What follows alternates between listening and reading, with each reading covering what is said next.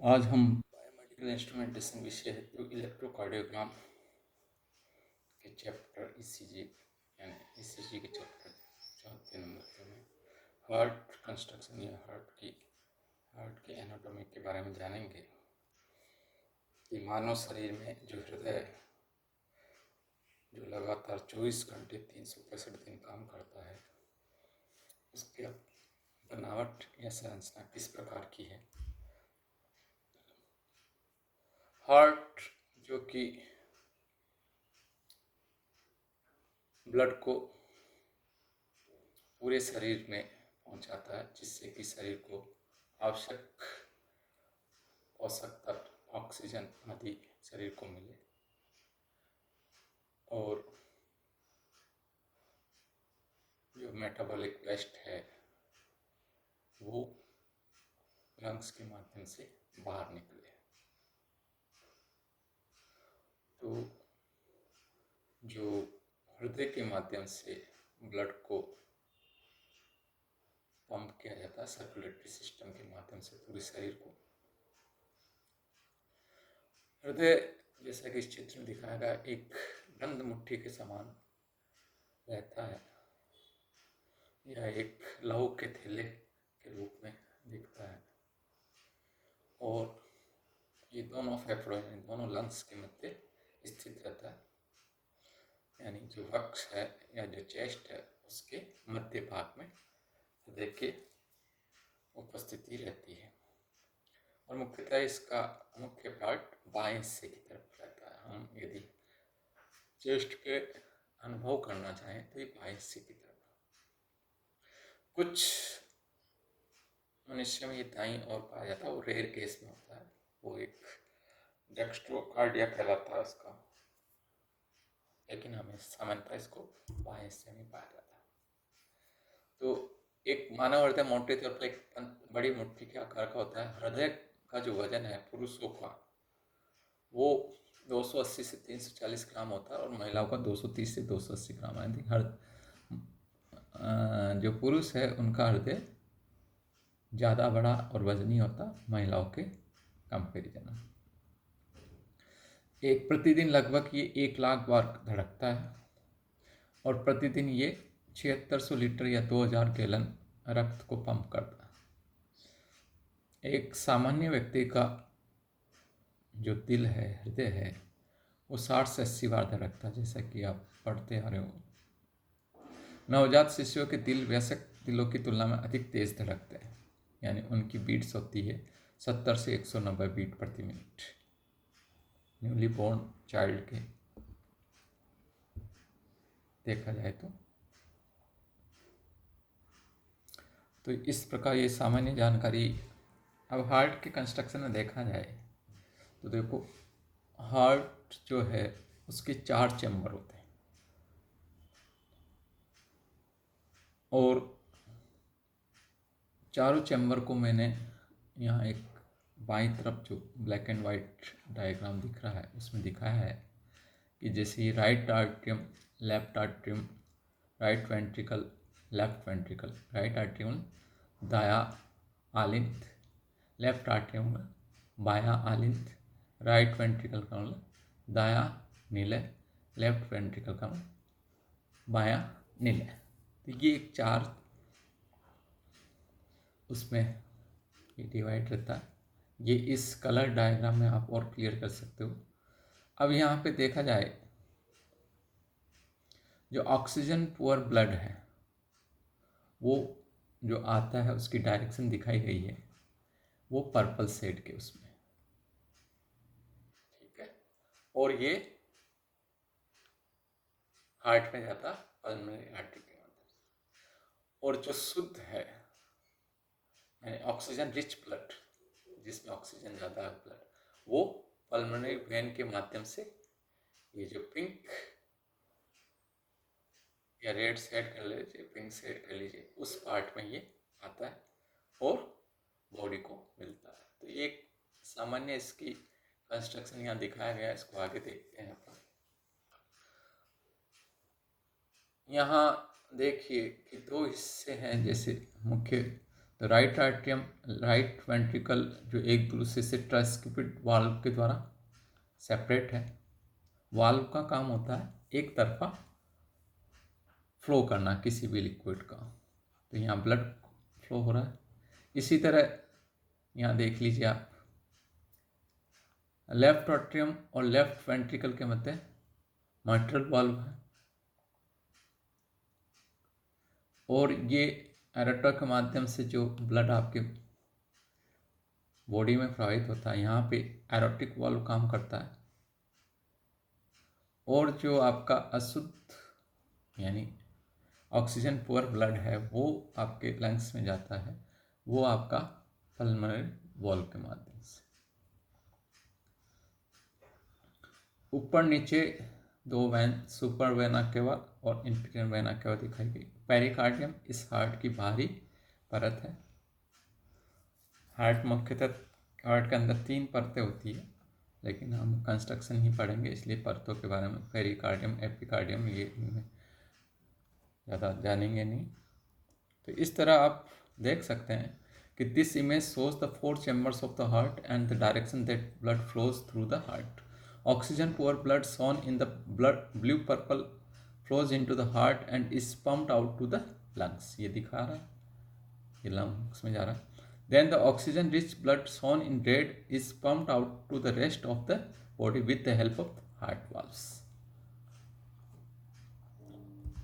अब देख लीजिए आप, इसको हिंदी में देख लेते हैं कि मानव हृदय में 4 कक्ष या चैम्बर पाए जाते हैं। 2 ऊपरी कक्ष जो रक्त ग्रहण करते हैं वह आलिंद कहलाते हैं। 2 निचले कक्ष जो रक्त का निर्वहन करते हैं उनसे निलय कहते हैं।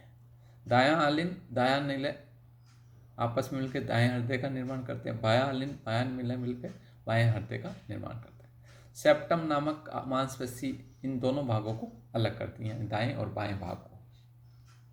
तो दायां आलिंद क्या कर रहा है कि दाहिने आलिंद रक्त को शिरा से प्राप्त करता है और इसे दाएं निलय में पंप करता है। दायां निलय को दाएं आलिंद से रक्त प्राप्त होता है और यह निलय इस रक्त को फेफड़ों में पंप करता है, जो मैंने आपको बताया,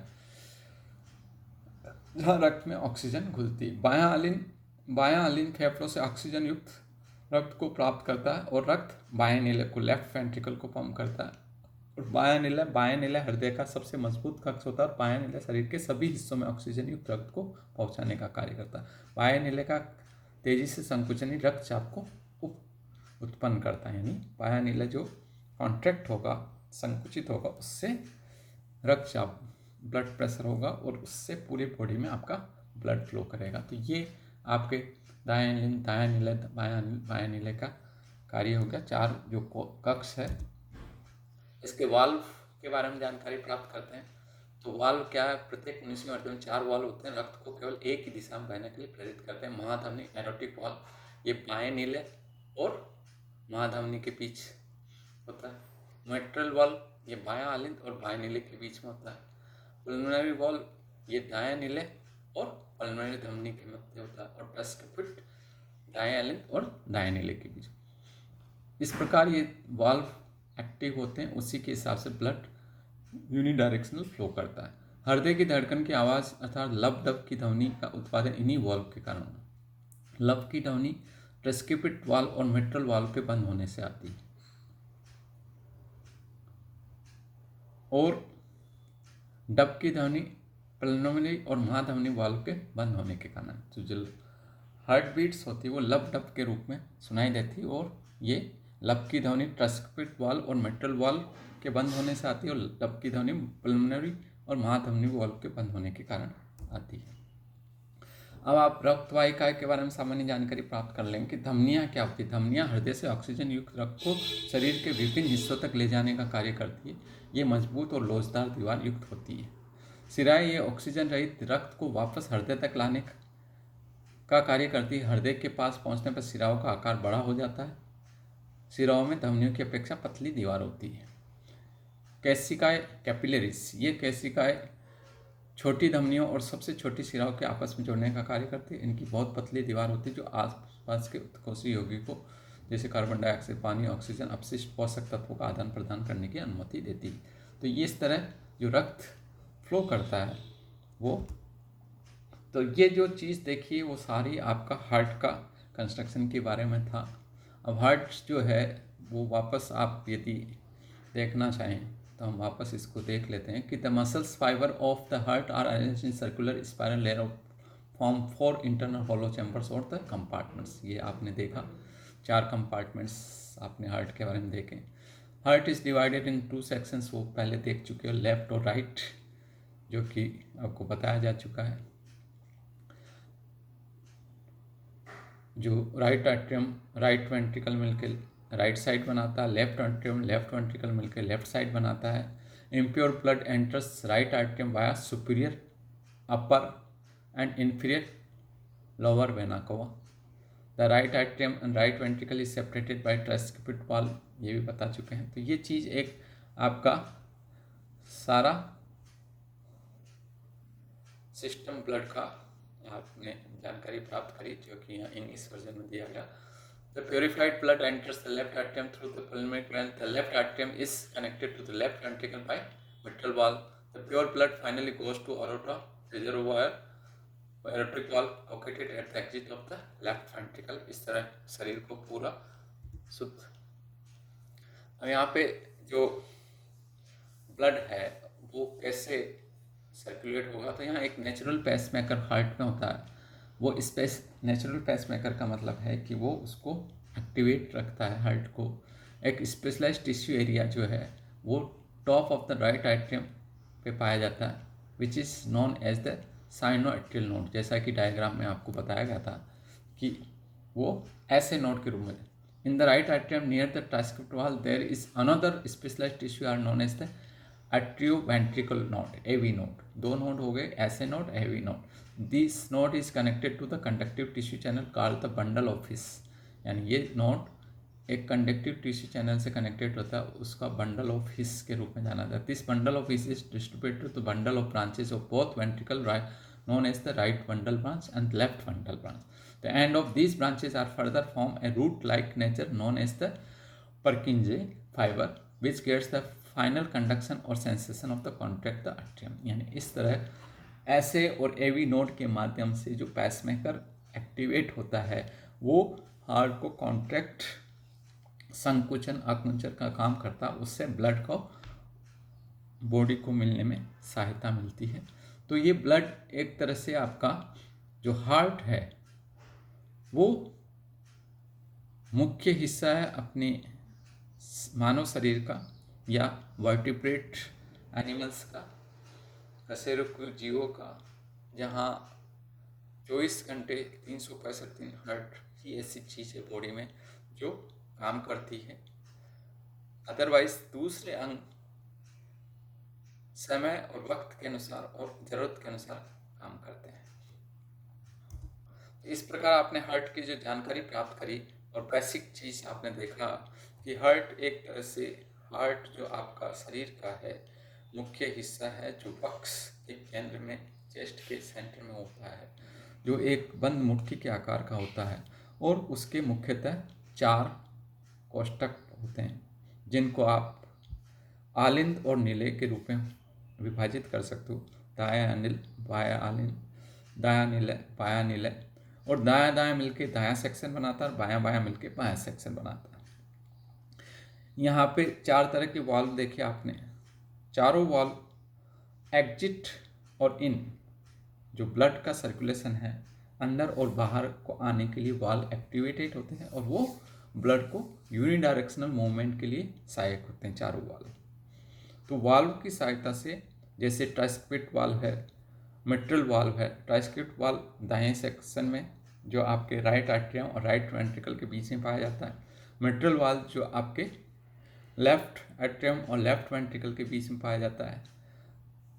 तो ये आपके ब्लड का सर्कुलेशन को यूनिडायरेक्शन फ्लो करने के लिए वाल्व काम आते हैं। अब जब ब्लड आपका शुद्ध ब्लड बॉडी में जाता है वो नीले के माध्यम से जाता है, तो वो नीले ही एक ऐसा होता है, उसका संकुचन, उसका जो ब्लड प्रेशर वहीं से आपका उत्पन्न होता है और हार्ट बीट्स जो आपको लब डब की आवाज़ सुनाई दी जाती है वो हार्ट बीट के रूप में ये वाल्व के बंद होने और खुलने के माध्यम से ही जो लब डब की ध्वनि सुनाई जाती है। तो हार्ट का एक बेसिक स्ट्रक्चर जो आपने जाना, कैसे आपका हार्ट काम करता है, कहाँ स्थित होता है, किस प्रकार का होता है, ये आपकी सामान्य जानकारी आपने प्राप्त की। Thank you.